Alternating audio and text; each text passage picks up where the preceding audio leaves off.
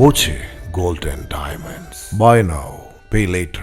പാലക്കാട് ജില്ലയിലെ CPM നേതൃത്വത്തോട് കലഹിച്ചു നിൽക്കുന്നവർ രൂപം നൽകിയ മാർക്സിസ്റ്റ് കൂട്ടായ്മ രൂപീകരിച്ചു. കൺവെൻഷൻ കണ്ട് CPM നേതൃത്വം തെറ്റ് തിരുത്തണമെന്നും തിരുത്തിയാൽ പാർട്ടിക്കൊപ്പം നിൽക്കുമെന്നും PK ശശി പറഞ്ഞു. കൺവെൻഷൻ മുൻ MLA PK ശശി ഉദ്ഘാടനം ചെയ്തു.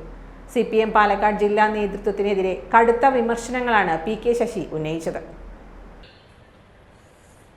ഇങ്ങനെ പീഡിപ്പിക്കപ്പെട്ടവർ, ക്രൂരമായി ആക്രമിക്കപ്പെട്ടവർ, സമാധാനത്തോടുകൂടി രാഷ്ട്രീയ പ്രവർത്തനം അസാധ്യമാക്കാൻ കഴിയുന്ന ഒരു സാഹചര്യത്തെ അസാധ്യമാക്കിയ ഒരു സാഹചര്യം ഇതൊരു കമ്മ്യൂണിസ്റ്റ് പാർട്ടി അനുവദിക്കാൻ പാടുമോ? അധികാരം അതിനു വേണ്ടിയാണോ ഉപയോഗിക്കേണ്ടത്? പണപ്പിരിവിന് യാതൊരു കുഴപ്പമില്ല. എല്ലാ മാസവും എന്തെങ്കിലും ഒരു പിരിവുണ്ടാവും. ഇങ്ങനെ പിരിവുണ്ടായൊരു കാലഘട്ടം കമ്മ്യൂണിസ്റ്റ് പാർട്ടിയിൽ ഞാൻ നിങ്ങളോട് പറയാ, എനിക്ക് വ്യക്തിപരമായ ഒരു വിരോധം കൊണ്ട് പറയുന്നില്ല.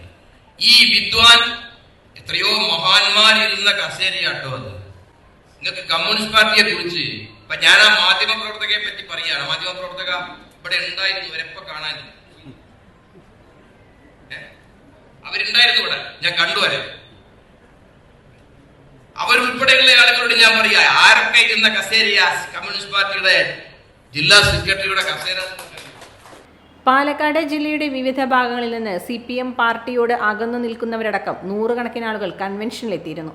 PK ശശിക്ക് സ്വാധീനമുള്ള മണ്ണാർക്കാട് മണ്ഡലത്തിൽ നിന്ന് നിരവധി പേരെത്തി. വിമത കൺവെൻഷൻ അല്ലെന്നും വിപ്ലവകാരികളുടെ കൺവെൻഷനാണെന്നും കൺവെൻഷൻ ഉദ്ഘാടനം ചെയ്ത് PK ശശി പറഞ്ഞു. പ്രസംഗത്തിൽ CPM ജില്ലാ സെക്രട്ടറി EN സുരേഷ് ബാബുവിനെതിരെ രൂക്ഷ വിമർശനം ഉന്നയിച്ചു. നിയമസഭാ തെരഞ്ഞെടുപ്പിൽ ഒറ്റപ്പാലം മണ്ഡലത്തിൽ PK ശശി സ്ഥാനാർത്ഥിയാകാനും നീക്കമുണ്ട്. UDF പിന്തുണയോടെ മത്സരിക്കാനാണ് ശ്രമം. Time kids pre school, Mannannur road, Vaniyamkulam. Dot view news. കാഴ്ചകളാണ് ലോകം, കണ്ടു തുടങ്ങുക.